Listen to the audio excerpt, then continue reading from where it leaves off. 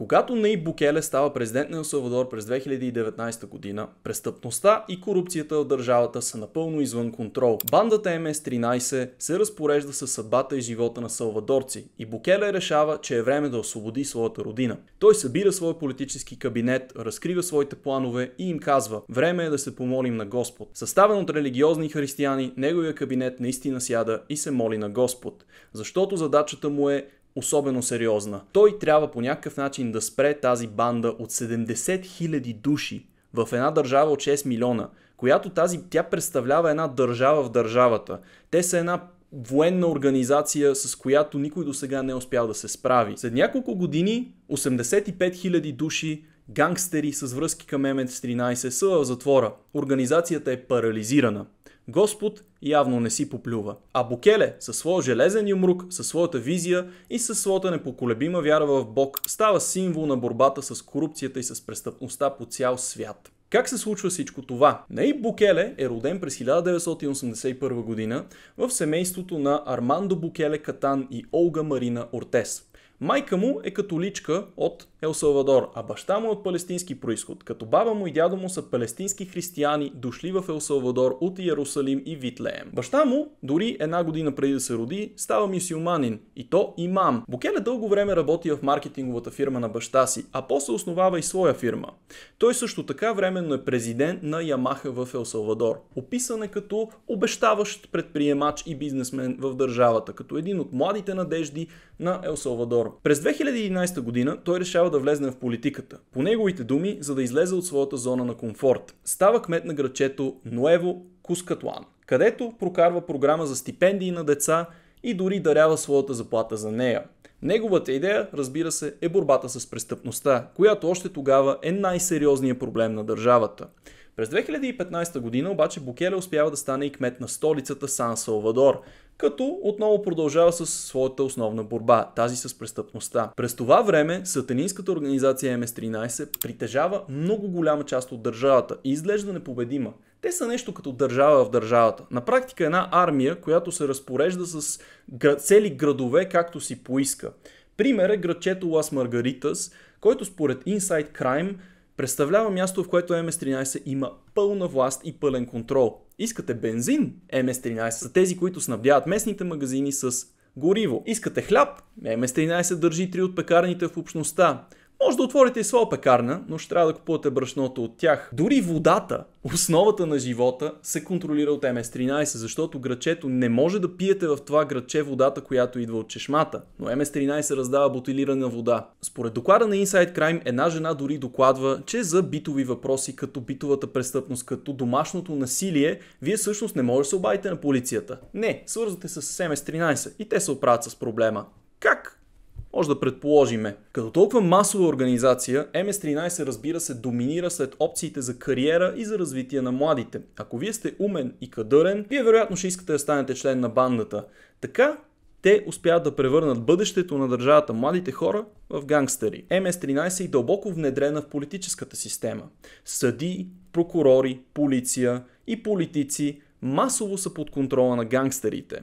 Една от медиите в държавата разкрива тайни преговори, които са се водили през 2012 до 2015 година с МС-13. Оказва се, че управляващата партия е водила преговори с тях и опозицията е водила преговори с тях, като двете страни на политическата система са се надпреварвали кой ще предостави по-добри условия на гангстерите в замяна на гласове и подкрепа. Представете си за какво става въпрос. В този случай преговорите всъщност пропадат и МС-13 решава да отвори клапана. Така са цитирани лидерите, че казват на своите последователи: клапана на насилието. Тоест, те решават просто да увеличат убийствата и престъпността в държавата. Представете си, те сякаш имат една ръчка, която я дърпат и започват да измират невинни хора. Това показва какъв дълбок контрол над държавата имат те. Правителството дори да иска не е способно да ги спре. А всъщност през годините се разкрива, че правителството дори е финансирало организацията в замяна на това те да намалят насилието. В тази ситуация Букеле през 2015 става кмет на столицата, като дори в най-богатите райони на държавата всъщност няма никаква безопасност. И неговата първа задача, както казах, е да се бори с престъпността. Той започва програма за осветляване на столицата. Съвсем буквално. Всеки кът на Сан Салвадор трябва да бъде осветен по време на нощта и да има камери. Тази програма постига някакъв успех и намалява престъпността. Той обновява площади, пазари и призовава търговците на места, които са контролирани от МС-13, да се преместят на новите места. Идеята му е, че по този начин те ще избягат от влиянието на гангстерите.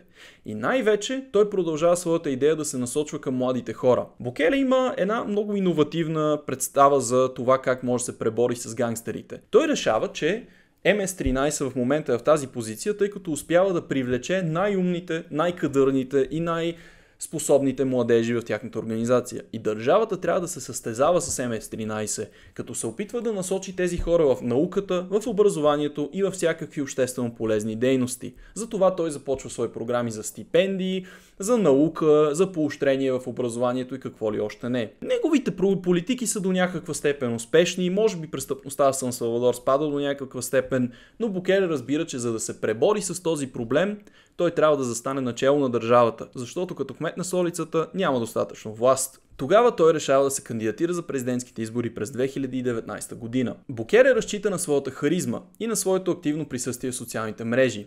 Той е млад кандидат, извън политическото статукво. Той е на 38 години през това време. Оформя един свой кръг от ютубъри, от влогъри, от инфлуенсъри и от всякакви други хора извън традиционните медии, които го подкрепят твърдо и застават зад него. Всички те имат присъствие, което вече започва да се конкурира с мейнстрим медиите и с новините, на които хората също така не вярват.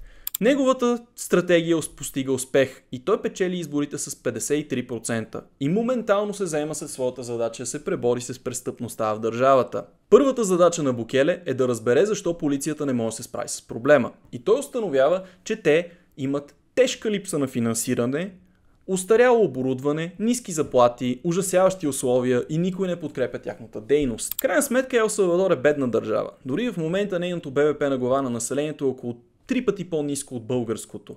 Но и е сравнително така спорно това Букеле да пренасочва обществени ресурси към полицията и към армията. Но той постига успех, успява да ги финансира, подобрява условията, дава им по-добро оборудване и също така им дава подкрепа в тяхната работа. Пенсиониране и какво ли още не. По този начин те вече са мотивирани да свършат работата си. Той прави същото и в армията, която страда от подобни проблеми. Но Букеле установява, че следващата стъпка, която предприема, е още по-важна и тя е съдебната система. Той вижда, че когато съществува тази мрежа от корумпирани съдии и прокурори, няма никакво значение дали бандата ще бъде арестувана, дали ще бъде установена, каквото ще да се случва. Те все пак ще ги предпазват от последици и също така МС-13 може да функционира и от затвора, ако се налага. Той решава, че е време да смени целия Върховен съд и главния прокурор, за да има такива, които биха все пак преследвали престъпността. Но НПО-тата, международната общност и някои от статуквото в държавата оформят обединен фронт срещу него. Като гост на конференцията си пак в САЩ, Букеле обяснява своята борба срещу тях. Трябваше да премахнем корумпирани съдии и корумпирани прокурори, които пускат гангстерите на свобода. И не само гангстерите. Корумпираната система работеше в тандем с така наречената международна общност, НПО-тата и разбира се фалшивите новини. Бюрократи, които никой не е избирал, налагат политики. Кой ги е избрал? Те нямат демократичен мандат. Ако искат да седнат на масата, да се пробват на избори, гледката няма да им се хареса, ако изборите са честни. Така описва той своята борба. А всъщност, ако видите това, което се случва, вие ще се започнете да се запитвате едни много сериозни въпроси, защото идеята на Букеле е напълно разумна. Когато има масова престъпност в държавата и съдебната система позволява тази престъпност, значи тя трябва да бъде сменена. Нали така? Напълно логично. Прокурора трябва да бъде такъв, който ще преследва престъпността, а не такъв, който я позволява. Тогава обаче медиите, мейнстрим медиите и особено международните медии започват да пускат видеота и статии, с които целят да унищожат имиджа на Букеле, да опишат как той е диктатор. Например, той решава, че трябва да се изиска заем от щатите на стойност $110 милиона, с който да се финансира борбата против престъпността. И вкарва 40 войника в Народното събрание, докато се случва това гласуване. Да, Букеле ги притиска с тези войници, да, това е много плашещо, но в крайна сметка е част от борбата с престъпността. Този случай е преекспониран и Букеле излиза най-големия диктатор, най-големия авторитарен лидер, който само иска повече престъпност, който всякакви гнусоти може да срещнете по медиите от този период и всякакви атаки срещу него. Но плановете му продължават да успяват и той продължава да трупа популярност. Хората харесват това, което той прави, защото явно им е писнало от престъпността. Както самия Букеле казва за тази демокрация, която те се опитват да наложат, той казва: аз вярвам в демокрацията, аз харесвам демокрацията, обаче ако демокрацията означава свободата хора да избиват моите съграждани, заврете си тази демокрация, сещате се къде. Букеле става все по-популярен и все по-популярен, докато излизат тези видеота и тези атаки срещу него. Той разчита на тази мрежа, която описах, от ютубъри, от инфлуенсъри, от подкрепата, която той среща от независимите журналисти, от независимите хора. И когато идва време за гласуването на закона за прочистване на съдебната система, т.е. за уволнение на съдиите и за смяна на главния прокурор, той е изправен и пред импичмент. Но депутатите си дават сметка, че ако те си позволят да спрат този изключително популярен лидер, тогава ще стане още по-страшно на улиците на Ел Салвадор. Само че не от МС-13, не от гангстерите, а от обикновените хора. Затова той успява и тогава решава да сглоби последното парче от пъзела, да построи гигантския затвор Сикот. Едно технологично чудо, което може да побере стотици хиляди затворници и от него няма никакво бягане. Вече въоръжен с всичките тези оръжия и победил многократно НПО-тата, които вече нямат никакво влияние в държавата. Хората са видяли, че те са безсилни, че те искат да продължат престъпността и не им вярват по никакъв начин. Букеле все пак е изправен пред истинското предизвикателство. Той трябва да изпълни всичките свои обещания и да спре престъпността. Тогава се случва това, което аз описвам, че той събира своя политически кабинет и им казва да се помолят. Това не е случайен ход. Букеле знае, че за да спечели, трябва да вкара цялата банда, да я обезглави с един ход. Защото ако не го направи, те пак ще отворят клапана на насилието, хората вече няма да го подкрепят и той ще трябва по някакъв начин да се сключи някакво примирие с тях и дори може би да ги финансира, както са правили другите политически лидери през годините. След това събрание с молитвата, полицията и армията са пратени в кварталите да арестуват масово тези гангстери. Според Букеле това се случва само ако има доказана връзка с бандата МС-13. Според неговите критици, той казва да бъдат арестувани всички, които имат татуировки, свързани с гангстерите. Това е възможно, защото МС-13, като много други подобни организации, разчита на татуировки да разпознава членове на бандата. Каквото и да е предприел, планът проработва с невероятен, небивал успех. Близо 85 000 души са арестувани и прибрани в мегазатвора. И МС-13 е обезглавена с един ход. Престъпността рязко спада, а опитите на бандата да се оформи наново и да се прегрупира напълно се провалят. Примерно, при един такъв случай след арестите, една група хора се събират в някакъв квартал и се опитват да започнат отново тази дейност. Букеле праща 2000 войници да наобиколят квартала и да ги арестуват. Шепа гангстери, разбира се. Представете си, че вие сте някой гангстер избягал току-що, успял да се спаси по някакъв начин и видите, че когато една група ваши авери се съберат да се опитат да се прегрупират, Букеле праща 2000 войници да ги арестуват. Вие, разбира се, надали ще сте много мотивиран да продължите с престъпността. Но критиките на НПО-тата, разбира се, продължават. Те се опитват да намерят каквото успеят и да го мачкат да спре борбата с престъпността. Какъв е резултата? Букеле е преизбран през 2024 година с умопомрачителните 85% от гласовете. През цялото време на своето президентство той има над 75% рейтинг, като през повечето време и над 90%. Тази статистика никога не е оспорвана дори от неговите критици. Не е като примерно в Китая и в Русия, в Северна Корея, къде твърдят, че тези неща са фалшифицирани. Те просто не могат. Той действително е особено популярен. Той е невероятно популярен. Все пак Сорос продължава да се опитва да го критикува и да го опрасква тук-таме. Финансираната от отворено общество медиа Vice, например, прави едно видео, в което се опитва да опише борбата с престъпността като някакъв такъв неуспех един вид. Те интервюират една майка, която твърди, че синът е арестуван без причина. А един маскиран тип, който те твърдят, че е бивш член на МС-13, обяснява как всъщност Букеле не е спрял престъпността. Пък някакво бивши ченге твърди, че той се е договорил с бандите. Да, обаче под това видео аз скролвах около 10 минути и не можах да намеря нито един негативен коментар за Букеле. Всичките бяха благодарности от салвадорци, които твърдят каквото и той да е направил, престъпността е спряла. Вече има свобода и може да се живее в държавата. Всичките атаки, които те се опитват да предприемат към Букеле, са свързани, разбира се, и с корупцията. С това, че той се едно се облагодетелства сам и че се забогатява на главата на държавата и с тази илюзия за борба с престъпността. Букеле коментира тези атаки. Да мислят, че ще унищожа наследството си и това на моето семейство за пари, които дори не бих могъл да харча на спокойствие. Това означава да не разбират менталитета на тези, срещу които се борят. Може би е всъщност късмет, че имаме врагове с толкова малки мозъци. Те просто не разбират нивото на играта, която ние играем. Вероятно заради това, Букеле след време вкарва и закон за чуждестранните агенти. Това се случва, когато той наистина има подкрепа над 90% и никой вече не оспорва неговата власт.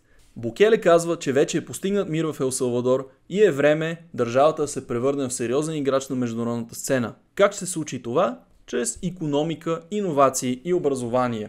Той приема икономиката като свой приоритет и представя своя план. Познайте коя е първата част от неговия план за икономиката. Да олекоти бизнеса, да намали данъците, да вкара някаква политика, каквато и да е свързана с финансите. Не. Неговата първа част от съвсем официалния му план за икономиката на Ел Салвадор е да се помоли на Господ за мъдрост. След това той решава да въведе и своя план за биткоин, който прави официална валута в Ел Салвадор. Да, вие там може да се разплащате в биткоини. И Букеле сформира биткоин офисът на Ел Салвадор, което представлява просто едно такова звено, което купува биткоини и те принадлежат на държавата, на всички салвадорци взети заедно. Всъщност то е особено прозрачно между другото, защото много хора твърдят, че той е диктатор, авторитарен лидер, нам си какво антидемократичен. Добре, ма вие може да влезнете в уебсайта на биткоин бюрото на Ел Салвадор, да видите колко имат, кога са купени, от кого са купени, колко струват в момента и колко са продадени. В смисъл, това е невероятна прозрачност. Замислете се, че ние тук в България все още не знаем дали ние сме имали биткоини от онези, които бяха иззети от митниците, ако си спомняте, или сме нямали. Наскоро акаунта в Twitter на биткоин беше написал, че България е имала биткоини, които днес могат да бъдат продадени на стойност 80% от нашия вътрешен дълг. Ние не знаем дали е така. Между другото, ако знаете какво се случи с тези биткоини, кажете ми в коментарите, защото честно казано аз опитах да проследя, но противоречаща си информация от всякъде. Но ето го Букеле, диктатора, който просто го е сложил в един уебсайт и може да го видите. Не е само това обаче. Букеле, разбира се, предприема и политиката за образованието, за да продължи своята линия, в която борбата с престъпността минава и през мотивирането на младите салвадорци да предприемат обществено полезна дейност като науката, а не да влизат в престъпността. Неговата идея е много проста. 2 училища на ден. Той иска да построи 2 училища на ден. Заедно с това строи една от най-големите библиотеки в света, в центъра на Сан Салвадор. Всичките тези негови идеи, обаче, той успява да вкара в синхрон с борбата с престъпността. В затвора Сикот затворниците работят за да намалят своите присъди и всъщност въобще като цяло те са принудени да работят. Те строят чинове за училищата, те сформират строителни бригади, в които строят училищата всъщност. Те шият униформи за учениците.